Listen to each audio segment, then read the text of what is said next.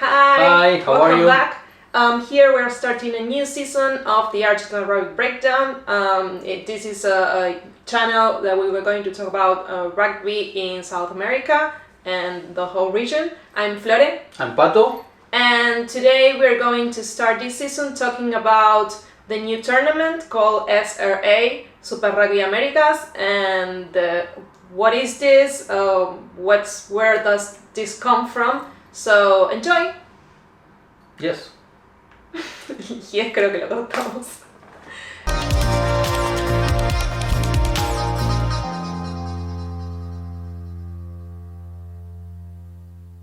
Okay, so we're gonna start talking about SLAR, which used to be the tournament before the rebranding. SLAR existed for about 3 years. It only had 2 years full competition. The first year, due to COVID, it was suspended only with a couple of games played. I think there were 2 or 3 games played. And the teams playing in those 2 and a brief part of 3 years were one team from Argentina, Jaguares 15, one from Uruguay, Peñarol, one from Chile, Selnam, one from Paraguay, Olimpia Lions, one from Brazil, Cobras, and one from Colombia, Cafeteros Pro. Yeah. What it did, this tournament for the region was it gave players, and this nation specifically, the opportunity to have their core players playing within its nation. It gave them the opportunity to become professional players, to the union to have more control and more involvement in their development, and to give the high performance projects in these nations to have a way to compete. So it gave the continuity. Yes, it gave the high performance projects in these nations a tournament where to get these players to play. That was the. So the for example the team from Uruguay, Peñarol, he saw like the whole team that plays, or the majority of the team that plays in Uruguay, national team. They were playing in Peñarol and they were playing together and they were training with the same coaches and just learning a way of playing rugby the way that the union wanted to play. So they were knowing each other as a team players, the way they play, trying to see the good points and the things that they could work. And this happened with Uruguay, this happened with Chile, this happened with Brazil. For Argentina, it was a different thing that we're going to talk a little bit further in the video. So that was the main idea of the SLAR. And in the next part we're going to and also to help the rugby to grow in the region as a sport, to attract more fans, just viewerships and people going to see the game, and kids wanted to play the tournament. Yeah. Now it gave rugby more exposure into society and to compete with other sports, into gaining more fans. So did this work? Well, it did work. Yes, it did. It did. It promoted tons of players. Very well for us in South America. It promoted tons of players to the national team. It gave these players continuity, game time, and they gave this groups of players time playing within themselves, to know each other, to know how to create a team, a team. And this had you see the reflection of that in the classification for the World Cup last year in 2022. There was defined who was in the World Cup and who was going in the first round and who was going to play had to play another games to see if they could qualify or not. And it was surprising for the world and for us as well to see Uruguay classifying and Chile classifying also, and leaving teams like USA or Canada out of the World Cup. I think that the biggest surprise was Chile. I think Uruguay was not a surprise. They have already been qualifying for the previous two World Cups. But how? But well, the thing is they were improving the way they were qualifying. The first time they go back to World Cup 2015, it was in the repertoire. The second time, 2019, it was as an America's 2, and this time it was as America's 1. And coincidentally, Peñarol, the Uruguayan team, won the SLAR. It was the last champion of the SLAR as SLAR. Yes, and they were the best team of the competitions. And not surprisingly, the Chilean team was the second best team in the competitions, and they were the second qualifying nation from the Americas. Yeah, they classify as America's 2. It's America's 2. So it was not a surprise for the people who saw the tournament, who saw how Selknam and Peñarol were like developing and how they were playing. But for the world, I believe it was kind of a call up, like a wake up call to see like, okay, they're doing something, something that they're doing is working, and World Rugby saw that.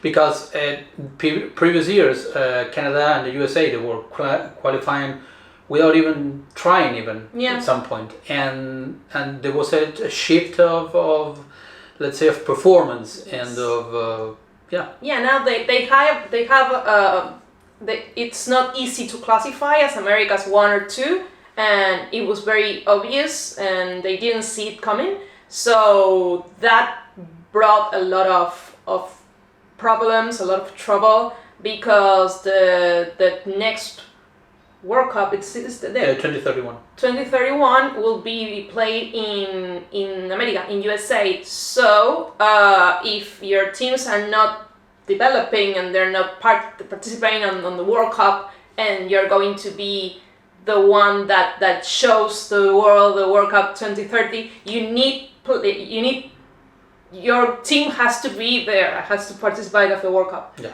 So that was the main problem that World Rugby had in their hands when the qualifiers of this Rugby World Cup, the 2023, finished. So they had to do something. So what did they do? Okay, so what happened next? Super Rugby America was created. Why? Well, World Rugby saw that United States and Canada didn't qualify, as Francis said before. They need these teams to perform and to be able to participate in the 2031 United States World Cup. So World Rugby saw that the system used in South America works, and the system in the United States is not working as good as they wanted to, at least for now. But why? Why? Well, the thing is, the unions have control of the teams in the South American tournament, so they can be more closely involved in the development of players and the players playing together as a unit, as a cohesion for a longer time. Gary Gold, the former coach of the United States, during the qualifying said and expressed himself saying that the main difference between the two teams, the Uruguayans, the Chileans and the United States, was that they only had the players for a couple of weeks, 2 weeks, 3 weeks at the most sometimes, and that the other teams, Uruguay and Chile, they've been playing together for at least 6 months. In this time, but 6 months before and all the previous year and everything, so they had a time. They play like Selknam or Peñarol, and then they play as Uruguay and Chile because the players are basically the same and the structure of the game is basically the same. So it's a lot more time and doing the same thing. Like they go this way of training in Peñarol and then go to Uruguay, and it's the same way. So they don't have to shift or change or do something different. All the head coaches are connected, like Selknam and Chile. They talk to each other. They decide things together, the same as Uruguay. They are part of the same coaching staff. And same Peñarol. So it's not the same as the USA. What's in USA, what you have now, it's called the MLR, and Patrick can explain much better than I. It works just like any other commercial tournament in the United States or abroad, where there's a league that has franchises or teams and they play there, and the relationship between the league and the national union, it's good, but it's not controlled by the national union. So the management of the players, especially how they train or how they rest, it's controlled by each individual franchise or teams in our places, and not by the union itself. It works for other countries. Why? Because they've been doing this for a longer time, so they have adapted to this type of tournaments and how to work around this. The MLR is just too new for this to happen, and the United States and Canada rugby unions have not come out with the way of working with this. For instance, Argentina had been working with this way for a long time, so our players are basically abroad all the time, and we bring them together, and we found a way to make them work together for a few weeks and play as a team. And they played before, like, when they were younger. They played together in Pumitas, which is like the under 20 national team, or Argentina Kings. Like they know each other, like play each other with each other. So they go to Europe and then they come back, and they know how to the other moves. It's much easier to synchronize and to like get back, just do what you have to do to be ready for make a cohesive team. I think also what you have to say about MLR is that you need to be they need to be to make it profitable or approachable or entertainment. So you have a lot of foreign players, like Argentinians and South Africans and New Zealand from the islands. So you don't have such a big base of American players playing in MLR. You have a lot of different players. It's the same with soccer in the USA as well. You have big names playing, so people go and see them and consume that product. So in that, making it profitable, you lose all the developing part of the players of the country, like for the national team. They are, at least at the beginning. Yeah. Once you develop enough number of players and there's enough number of followers, and you can keep your best players playing in your league, that's not a problem. Yeah. But at the beginning, as Flor said, they needed to make this tournament competitive and appealing to broader audience to sustain it. SLAR, although they want to make this a sustainable tournament, it's not a profit no, the tournament. main focus is developing the players for the national teams. Yeah. So the teams are going to be taking place this year in the Super Rugby Americas are from Argentina. We're going to have two teams. Yeah, Dodos and Pampas. Yeah. Dodos are based in Córdoba. It's one of Argentinian provinces, and Pampas are based in Buenos Aires. Mm-hmm. Then we have the former champions of SLAR, Peñarol from Uruguay. You have Selknam from Chile. Mm-hmm. We have Cobras from Brazil. Yes. Those are three teams that are returning. They're keeping the same way. In Paraguay, in SLAR we have Olimpia, and now they rebranded and they changed the name to Jacarés. Mm-hmm. It's a new squad. Yeah, and it's totally controlled by the Paraguayan Rugby Union. Previously, it was managed apart from Paraguay and apart from the Olimpia football team. It was a joint venture or a mixture between both, but nowadays it's just by the Paraguayan team. So that's why they rebranded and changed the name. And finally, we have from USA American Raptors. Yes.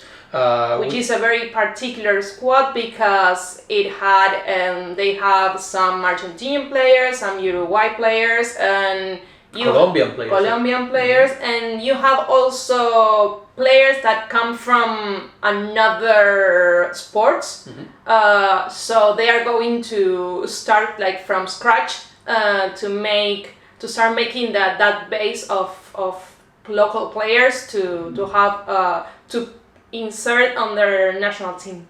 We don't know how, at least so far, how the union is managing this. American Raptors is very new. It's not a new team, but it's new coming into this tournament. We really don't know how the USA is going to be managing this team. If in the future they're going to try to pull more established players from the MLR into this team and make a kind of a core group for the USA Eagles. We have to wait and see on that place. But the American Raptors has always been a team where players from other sports came into the rugby world. The team that's not going to be taking part this year is Cafeteros Pro. Yes. Most of the players have been moved into other squads. They already had problems last year where the Argentina took charge of that whole team, of managing the team with everything, except for some support stuff, but everything was managed by the Argentine Rugby Union. So what Argentina did this time was just bring all that management and players and establish a second team. Yeah, so we have, for now in the 2023 season, we have 7 teams. So that's Todos and Pampas from Argentina, Peñarol from Uruguay, Selknam from Chile, Cobras from Brazil, Yacarés from Paraguay, and American Raptors from United States. The idea is next year in 2024 start developing more teams in Argentina, maybe bring Canada as well with one team. The idea is of the tournament to grow, but it's always based, of course, in results, so we have to see how this 2023 goes. Yes, exactly. There's a rumor going around that some management of some clubs in Argentina had spoken about, that apparently next year Argentina is planning in adding 2 other teams. Squads, which it won't be so surprising because right now there are 101 Argentinian players playing the tournament. There are 14 players playing in Yacarés, so it's not that big of amount of players that Argentina needs to add into the tournament in order to build 2 new squads. Argentina has a very big base, so the tournament has a really great potential. We are going to see what happens next. But I'm sorry, at the beginning when this tournament broke out the news, it was said that Canada was going to be having a team that was a Pacific Pride, a team based in the West Coast in Vancouver, in British Columbia, not Vancouver, but British Columbia. We don't know what happened with that team because the rumor was strong. We don't know what's going to happen next year, so that's why we suppose that it's going to be a Canadian team next year because of this need of World Rugby, of having United States and Canada performing well and having both of those unions in the 2031 Rugby World Cup. And there's money from World Rugby coming into this tournament this year. So we'll see what happens. Yes. To finish the first video of this season, we're going to talk about what's the idea of this tournament for all the countries that are participating. We have 2 groups, one Argentina and one with the rest of the countries. For the rest of the countries, the idea is developing players for their national teams. They need, we said it during the video, they need to put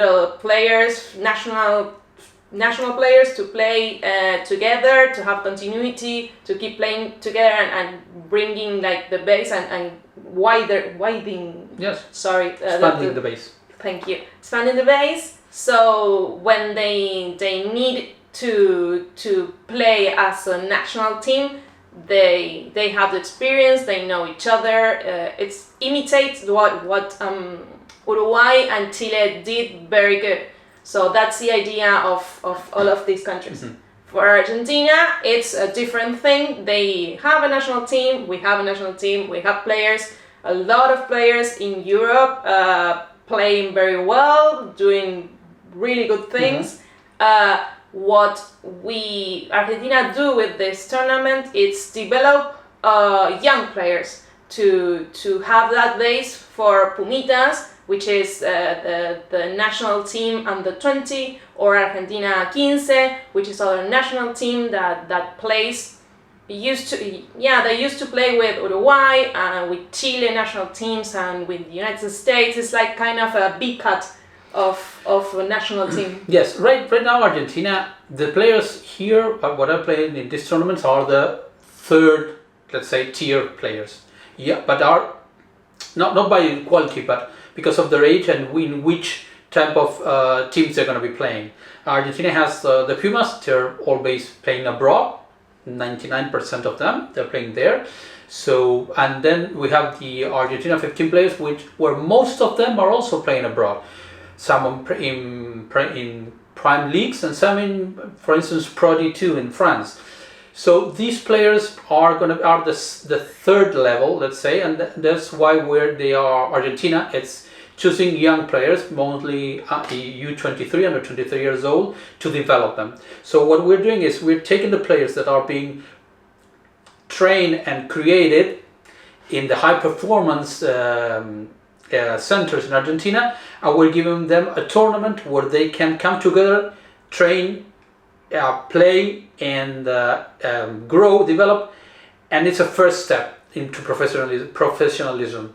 The next step for these players, it would be going to more stronger tournaments, whether it's second division in France or first division in Europe or in the South Pacific.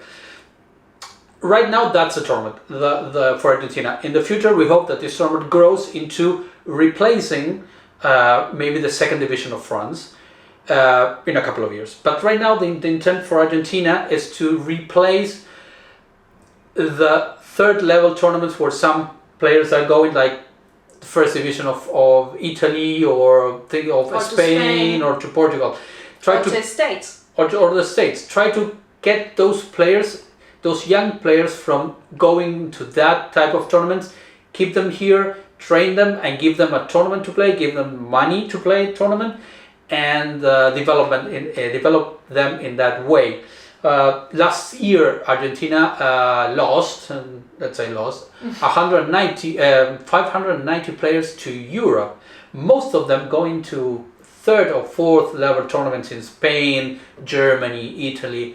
Not talking about top 14, URC, Premiership, Pro D2, not that level of tournaments, but third or fourth level tournaments. They go because they have an opportunity to have a salary to live with the sport they're playing, and here they don't have that opportunity. So the idea for Argentina is that the Super Rugby Americas is to start giving them that option. Like, you can stay here, we can pay you to play in these teams, and don't go to other country and maybe never play, or play in a league that's not competitive, because just think about in Germany, we don't know how Germans play rugby. And that's why the hypothesis of the rumor of Argentina having at least 2 more teams next season and maybe a 5th team in the future, because that's something that the president of the union said at some point.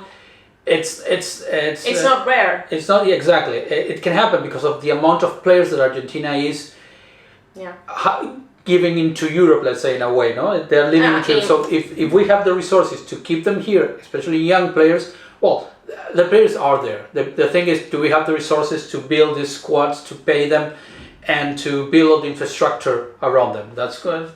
We're gonna see about that. Yeah. So thanks for watching. If you stay till this time, the next video we're going to review the first round of the tournament. So see you in the next video.